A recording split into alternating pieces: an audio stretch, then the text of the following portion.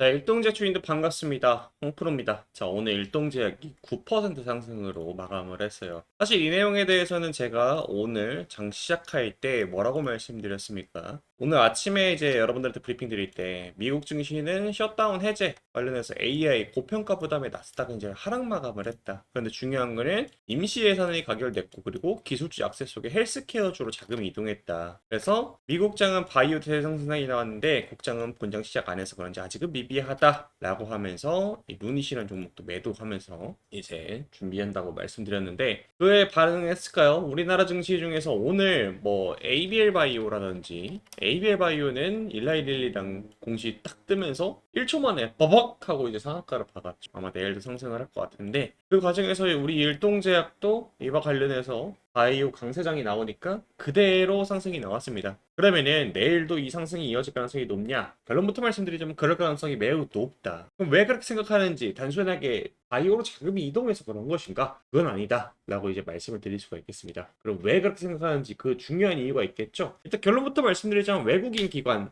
흔히 말해 쌍끌이 매수세가 오늘 다시 시작했다. 그래서 이거 바로 시작하면서 설명드릴게요. 봅시다. 자, 일단은 외국인하고 기관이 어떻게 오늘 매매를 했느냐? 외국인하고 기관은 단기적으로 우리나라 증시에 바이오 강세장이 될 거라는 거를 예고를 한 수준이다. 보시면 외국인이나 기관계가 이런 식으로 오늘 100억 정도의 순매수를 해줬고요. 그래서 금융투자랑 투자 신탁 그리고 연기금과 사모펀드까지 들어왔다는 거는 단기적으로 일동제약의 상방 드라이브를 걸 수 있는 재료가 많다라는 겁니다. 왜 그러냐? 이 외국인이 들어온 게 단순히 외국인이 들어온 게 아니라 지금도 환율에 대한 부분을 계속해서 생각할 수밖에 없게 되겠죠. 달러가 되게 비싼 상황에서 외국인이 계속해서 신규로 들어온다라는 거는 매우 긍정적인 시나리오라고 말씀드렸죠. 여기에 연기금과 사모펀드 그리고 투자 신탁과 금융투자까지 들어왔다는 게 매우 긍정적입니다. 그 이유부터 말씀드리자면은 이 주체들의 성향을 잘 봐야 돼요. 연기금 같은 경우 여러분들 NPS죠. 국민연금공단에서 그리고 우정사업본부라든지 우체국 있죠. 거기서 그러니까 돈을 수탁받아가지고 그거를 국가기관으로서의 자금을 운용합니다. 이 친구들은 거의 100%에 달하는 수익률을 보여주는 친구들이죠. 다만 이 친구들은 시계열이 조금 더 길게 본다. 일반 투자자들보다. 그 차이점이 좀 있다. 그러면 돌아가서 금융투자랑 투자신탁과 사모펀드를 보게 되면은 금투는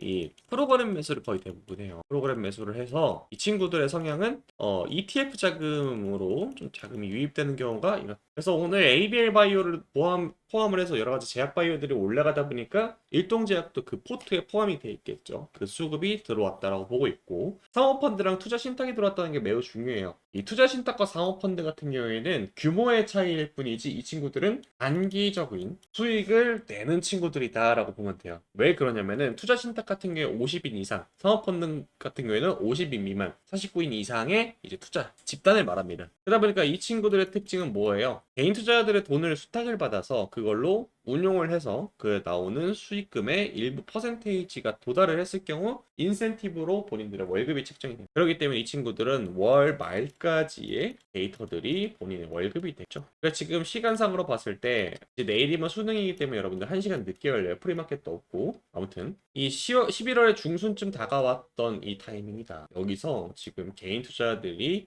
바이오 강세장을 예상하고 지금 베팅이 들어가고 있는데 이 친구들은 그러면은 적어도 다음 주나 월 말까지 정도는 이 일동제약의 상방 드라이브를 걸 수 있는 재료가 나왔다라고 보고 있으면 됩니다. 그럼 그 과정에서 이번에 일동제약이 이 전고점 탈환을 가능할 것이냐? 저는 개인적으로 이 수급이 그대로 한 2일에서 3일 정도, 그러니까 이번 주 내내 혹은 다음 주 초까지만 들어와도 그 가능성이 매우 높다라고 봐요. 왜 그러냐면 이 차트는 지난번에도 말씀드렸듯 여기서 손바뀜이 크게 일어났습니다. 그러니까 기존의 일동제약을 쥐고 있던 주포가 여기서 9월 29일 날 임상일상의 톱라인을 데이터를 받고 나서 매도를 했을 경우에 이런 식으로 계단식 하락이 나오게 됩니다. 그러면 어떻게 돼요? 주식이 상대적으로 좀 가벼워집니다. 왜? 여러분 이 9월 29일 날 정말 큰 상승이 나와줬는데 여기서 최고점에서 최저점까지는 약 마이너스 40% 수준입니다. 그래서 여러분들 마이너스 40%가 하루아침에 계좌에 꽂히게 되면 여러분들 버틸 수 있겠습니까? 절대 못 버팁니다. 절대로 물타기 하지 않는 이상. 그러면 개인 투자들이 이 구간에서 손절을 많이 했을 거 아니에요. 그럼 뭐예요? 주식의 지금 대부분의 물량은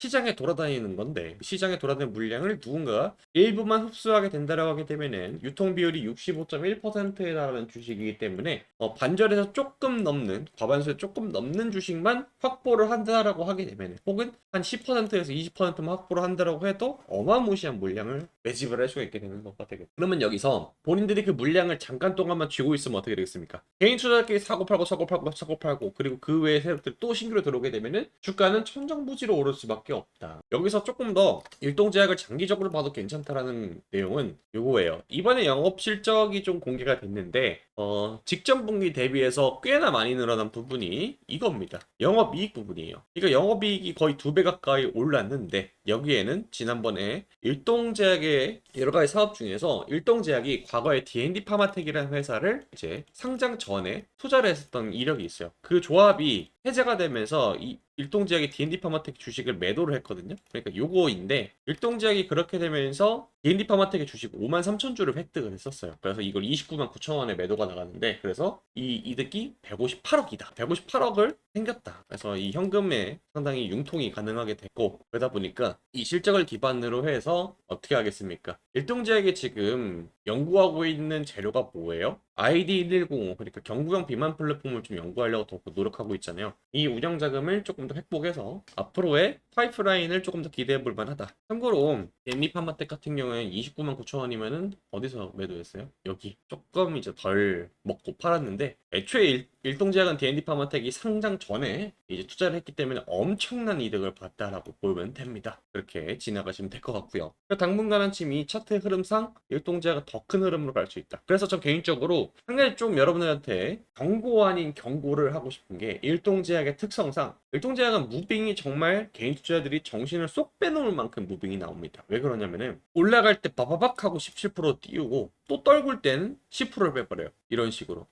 또 뺄 때는 무섭게 17% 빼고 다시 올릴 때 11% 올려요. 그러니까 어느 정도의 일동제약이 이 정도 데이터가 쌓여서 박스가 바닥권에 생기게 되면은 여기를 확인하고 들어가야 돼. 왜 그러냐면 여기서 또 내일 한 이 정도 들어 올리겠죠. 그럼 또 뺄 때는 어떻게 뺀다? 이런 식으로 무참하게 빼는 경우가 많아요. 그래서 개인적으로 여러분들이 요 영역에서 매수하는 게 아니다면 26,000원하고 28,000원 밑구간에서 매수하는 게 아니라면은 혹은 좀 비중이 크신 분들은 어느 정도 물량을 덜어가면서 매수를 해야 된다는 게 제 생각입니다. 워낙에 일동제약이 한 번 땡기게 되면 여러분 오늘 어땠냐면은 외국인이 아침에 그냥 대놓고 샀어요. 빠바박 하고 산 다음에 아침에 빡 사고 아예 안 샀죠. 11시께는 거의 안 샀어요. 그리고 다시 오후장 때 사고. 이러면 여러분들 거의 정석에 가까운 무빙. 아침에 빡 올랐다가 그러면 11시 될 때까지 어떻게 돼요? 주식이 이렇게 흐르겠죠. 그리고 1시께 빡 하고 올라가겠죠. 그렇게 갔나 한번 볼까요? 보자. 자, 아침에 어떻게 돼요? 갭 띄우고 팍 출발하고 나서 그리고 매수 수 없으니까 줄줄줄줄 하다가 그리고 오후께 빡 하고 사고. 이런 식으로 흘러간다라는 거.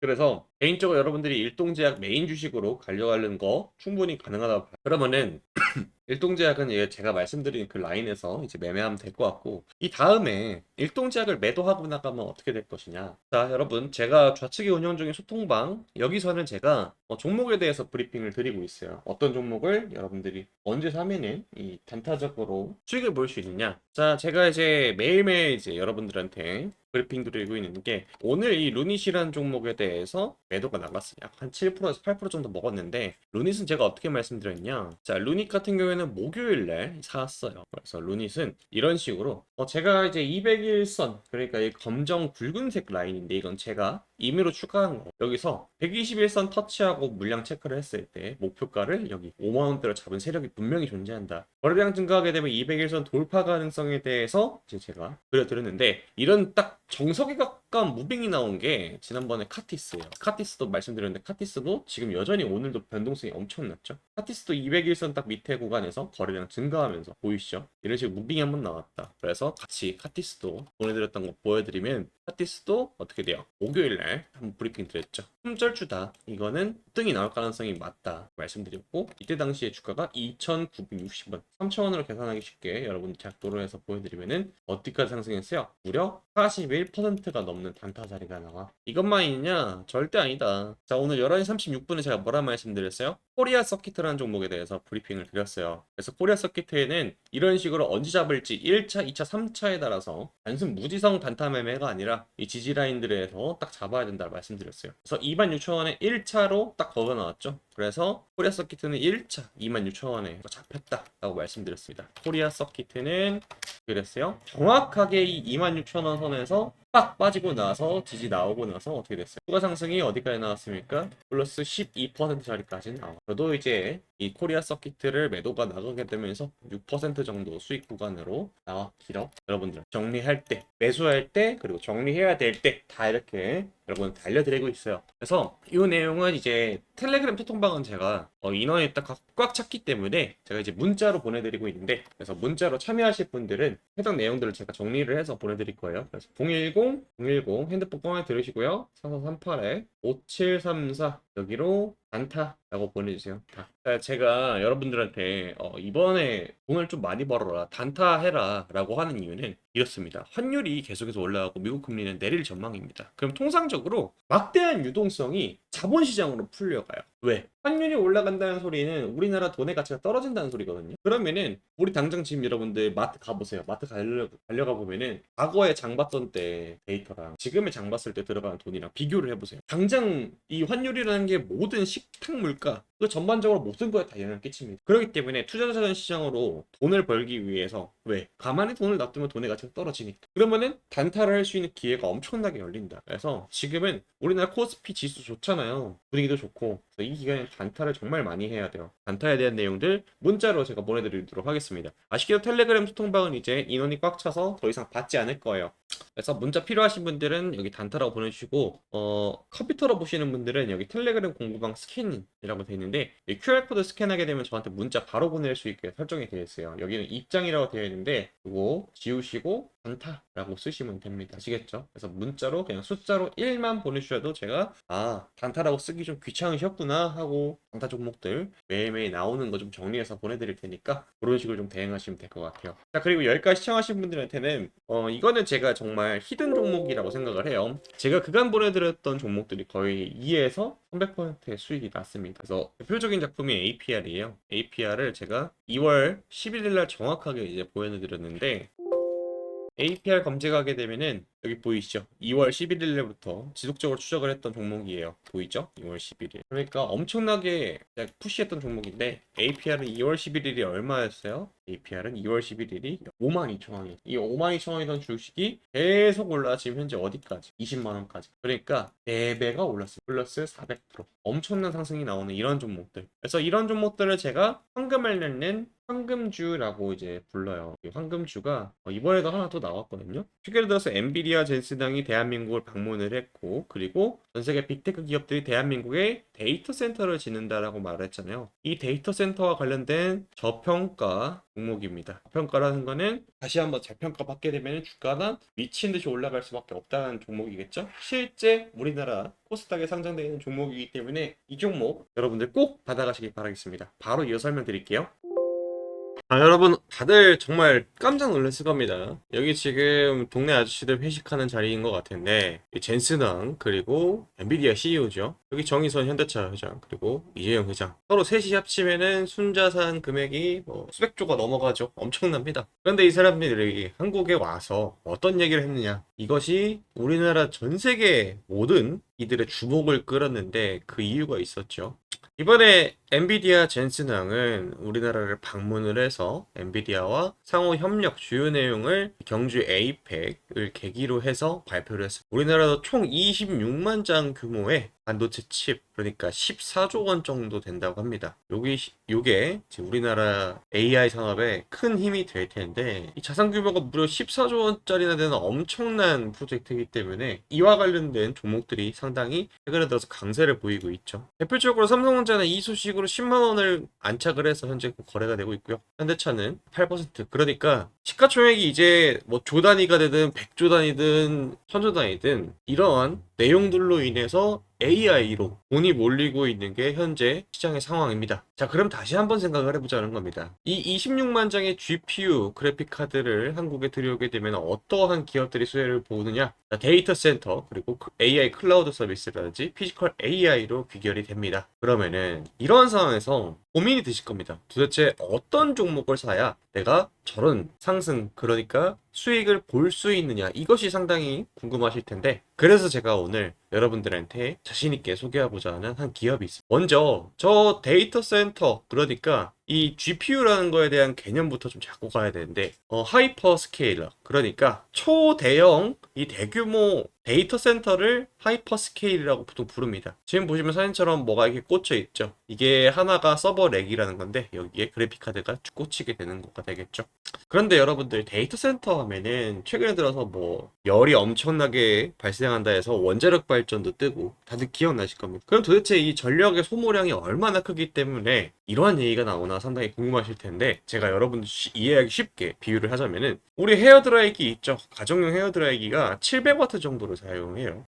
그런데 이 헤어드라이기를 가장 센 강풍으로 뜨거운 바람을 쏠 때 24시간 가동하게 되면 한 700W가 사용이 된다고 합니다. 그게 이 엔비디아 H100 GPU 카드가 사용하는 전력량과 동일하고요. 그러면은 이 엔비디아 GPU H100이 8대가 꽂힌 게 이게 보통 통상적인 데이터 센터 서버 렉 한 대에 들어갑니다. 그럼 여기서 또 궁금한 게, 데이터 센터 서버 렉 한 대가 사용하는 전력량은 얼마나 크냐? 이게 상당히 궁금하실 텐데, 이 데이터 센터 서버 렉 한 대에는 가정용 란로 이 수십 대가, 그러니까 5대 정도의 전력 사용량이 된다고 합니다. 요거 하나 여러분들 겨울철에 틀면은 온 방 안이 따뜻해지잖아요. 그런데 이 가정용 란로 수십 대가 좁은 방 안에 동시에 틀어진다면 얼마나 덥겠습니까? 따뜻이 아니라 더워지게 되겠죠. 그래서 이 난로 50개짜리 묶음이 수백 그리고 수천 개가 들어있는 거대한 창고를 생각하면 됩니다. 근데 이게 24시간 365일 쉬지 않고 열을 내뿜는다고 하니 이 원전도 원전이고 전력 설비들도 많이 들어가야 되고, 무엇보다 이 열을 빼줘야 이 데이터 센터가 화재가 안 날 거 아니에요. 그래서 이러한 시스템들이 최근에 들어서 주가로도 탄력을 받고 있죠. 참고로 구글 같은 경우에는 이 데이터 센터의 냉각 비용으로만 한 해에 무려 3천억 원 정도로 사용을 합니다. 근데 이 3천억 원이라고 하게 되면 여러분들 얼마인지 감이 잘 안 오잖아요. 우리 서울 잠실에 롯데타워 있죠. 요게 1년 운영되는 전기세가 무려 400억입니다. 그러니까 이 롯데타워 7개 분량 정도를 데이터 센터 하나에서 쓴다는 소리죠. 엄청난 전력 소모량. 그래서 이 데이터 센터들은 최근에 들어서 여러 가지 기술력으로 이 열기를 잡는 데 집중을 하기 시작했어요. 그래서 나온 게 아예 지금 사진처럼 이 물에다가 데이터 센터를 넣어버린 거예요. 참고로 이거는 그냥 우리가 생각하는 그 물이 아니라 특수 용액으로 전기가 안 통하는 성질을 갖고 있다고 합니다. 이 기술력을 업계에서는 액침 냉각이라고 합니다. 들어보셨죠? 그래서 오늘의 히든 종목, 이 액침 냉각을 국내에서 상용화하고 있고, 실제로 대기업단과 이미 수주가 있는 기업 하는 곳입니다. 이게 차트상으로 보았을 때 바닥권에서 강한 지지 라인이 생기고, 이번에 조만간 이 전고점 돌파 나오는 타이밍에 도래했습니다. 지금 보시게 되면 되게 안정적으로 그가 상승하는 것 보이실 텐데, 이제 이러한 내용들이 실제 수혜주가 어떤 것이냐라는 얘기가 하나둘씩 나오면서 아주 강한 상승이 예상이 되는 그런 자리입니다. 심지어 이 회사의 재무도 이번 2025년 들어와서 상당히 많이 개선이 됐습니다. 2025년 6월, 그러니까 2분기 기준으로 순이익도 113억 원 찍혀 있고요. 지금 보이시죠? 매출액 또한 994억이 전망이 됩니다. 지금 보시면은 올해 들어서 데이터 센터에 대한 설치가 수요가 급증을 하게 되면서 작년 매출을 이미 뛰어넘었죠. 참고로 이 종목은 바닥권에서 누가 많이 매집을 했냐? 기관 연기금도 많이 매집을 했고요. 외국인도 상당히 많이 매집을 했습니다. 지금 보시면은 압도적으로 외국인들이 앞다퉈서 매집 중인 그런 종목입니다. 거의 외국인이 개인 투자자들의 투매 물량을 다 받아먹고 이미 주가를 상승시키기 일보 직전이라는 거가 되겠죠. 자, 그래서 이 회사에 대해서 간략하게 좀 설명을 해드리자면, 국내 반도체 핵심 장비사인 땡땡땡땡은 데이터 센터 핵심 제품 생산 중이고, 주 고객사로는 LGU 플러스랑 LS 일렉트릭입니다. 최근에 들어서